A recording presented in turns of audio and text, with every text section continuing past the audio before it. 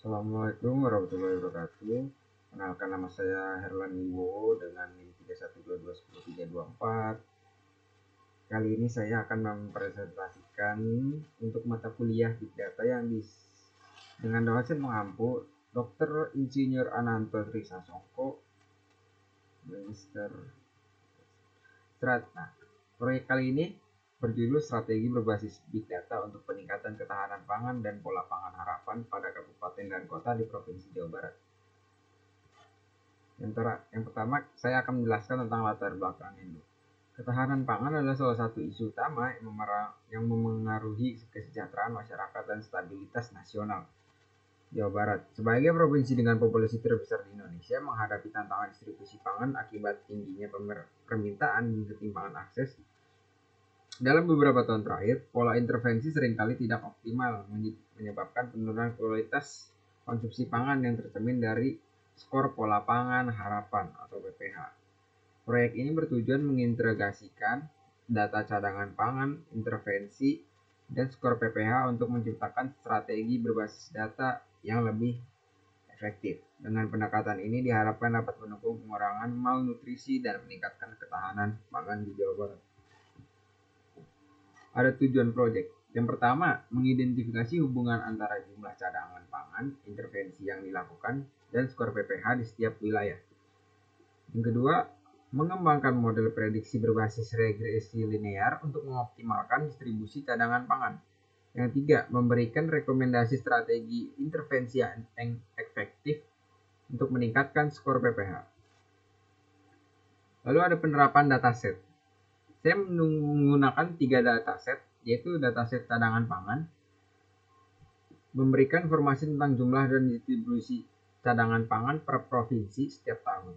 Yang kedua ada dataset daftar intervensi, digunakan untuk menganalisis pola intervensi termasuk waktu dan tujuan penyaluran. Yang ketiga dataset skor PPH berfungsi sebagai indikator keberhasilan intervensi dan kualitas konsumsi pangan di setiap wilayah.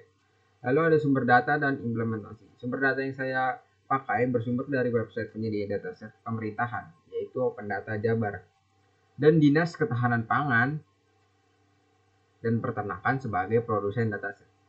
Yang kedua ada implementasi. Proyek ini akan mengintegrasikan ketiga dataset untuk membangun model regresi linear, di mana variabel dependen yaitu skor PPH, lalu ada variabel independen jumlah cadangan pangan, dan data intervensi seperti frekuensi, waktu, dan lokasi intervensi. Lalu ada rata-rata skor PPH seluruh kabupaten dan kota di Jawa Barat periode 2021 sampai 2024. Yang tertinggi ada pada 2023 dan terendah ada pada periode 2021. Lalu data rata-rata skor PPH di semua kabupaten dan kota periode 2021 sampai 2024. Dan berikut paling tinggi dan rata-rata yaitu adalah Kabupaten Indramayu dengan skor PPH 95,9. Lalu ada yang terlemah, ada yang terdikit, ada Kabupaten Bandung dengan skor 83,5 skor PPH. Cadangan pangan di Jawa Barat periode 2021-2024. Berikut adalah gambaran cadangan pangan. Yang tertinggi ada 2.652 ton per tahun 2024. Lalu ada 1.404 ton yang paling kecil selama periode, yaitu pada tahun 2021.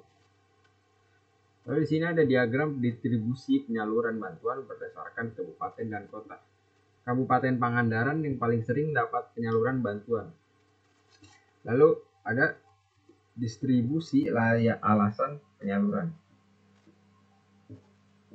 Paling besar alasan penyaluran adalah bencana alam, banjir, serta kebutuhan darurat serta kekeringan. Tapi yang paling banyak adalah bencana alam. Hubungan antara skor PPH cadangan pangan dan intervensi cadangan pangan. Di sini ada bar plot model performance, yaitu R square and MSI. R square adalah nilai di sini nilai 0,188 menunjukkan bahwa model menjelaskan sekitar 18,8%. Variasi dalam skor PPH berdasarkan jumlah cadangan pangan dan laba intervensi. Ini berarti sebagian besar variabilitas skor PPH tidak dijelaskan oleh model ini, menunjukkan kemungkinan variabel penting lainnya yang belum bisa dimasukkan. Lalu ada MSI, mean square error. Nilai 19,55 mencerminkan rata-rata kesalahan kuadrat antara nilai prediksi dan aktual.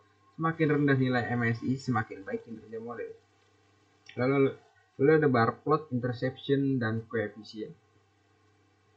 Intercept ini adalah skor PPH yang diprediksi jika jumlah cadangan pangan dan lama intervensinya sama dengan 0. Artinya tanpa pengaruh dari variabel independen, rata-rata skor PPH di daerah tersebut adalah 82,78. Koefisien jumlah cadangan pangan. Hubungan positif lemah. Setiap peningkatan 1 unit dalam jumlah cadangan pangan akan meningkatkan skor PPH sekitar 0,0035 unit. Lalu ada koefisien lama intervensi. Hubungan negatif sangat kecil. Setiap tambahan 1 unit waktu intervensi dalam hari dapat menurunkan skor PPH sangat lemah sebesar 0,0063 unit. Hubungan ini sangat lemah dan tidak signifikan dalam konteks besar. Lalu ada analisis menggunakan regresi linear. Di sini ada grafik yaitu aktual dan versus predicted skor PPH. Di sini ada garis aktual di bawah menunjukkan aktual. Lalu ada predicted skor PPH di bagian kiri menjulang ke atas atau vertikal. Garis merah putus-putus adalah garis titik data menyebar. Nah, titik-titik yang bertemu ini dengan garis silang adalah kemungkinannya, yaitu ada di rentang 85 sampai 95 skor PPH. Lalu ada analisis menggunakan regresi linear. Di sini ada bar plot koefisien. Jumlah cadangan pangan memiliki koefisien positif kecil, menunjukkan pengaruh positif terhadap skor PPH. Lama intervensi memiliki koefisien negatif kecil, menunjukkan pengaruh negatif yang sangat lemah. Lalu penutup kesimpulannya, proyek ini memberikan panduan berbasis big data untuk alokasi cadangan pangan dan perencanaan intervensi. Meskipun model regresi linear menunjukkan hubungan positif antara jumlah cadangan pangan dan skor PPH, R kuadrat yang rendah 18,8% menandakan perlunya penambahan variabel penting seperti kondisi ekonomi dan aksesibilitas pangan. Untuk pengembangan lebih lanjut, disarankan membangun platform berbasis teknologi dan integrasi data eksternal untuk meningkatkan prediksi dan efisiensi intervensi. Lalu ada perkembangan lebih lanjut. Yang pertama, integrasi data eksternal menggunakan data demografi, ekonomi, dan transportasi untuk meningkatkan prediksi kebutuhan pangan. Kedua, ada pengembangan teknologi, bangun platform dengan fitur dashboard, stok, notifikasi otomatis, dan prediksi berbasis AI. Lalu ketiga, ada skalabilitas, terapkan model ini di provinsi lain untuk mendukung kebijakan nasional. Lalu yang keempat, ada kolaborasi, libatkan pemerintah dan lembaga pangan untuk adopsi keberlanjutan sistem. Sekian, terima kasih dari saya. Wassalamualaikum warahmatullahi wabarakatuh.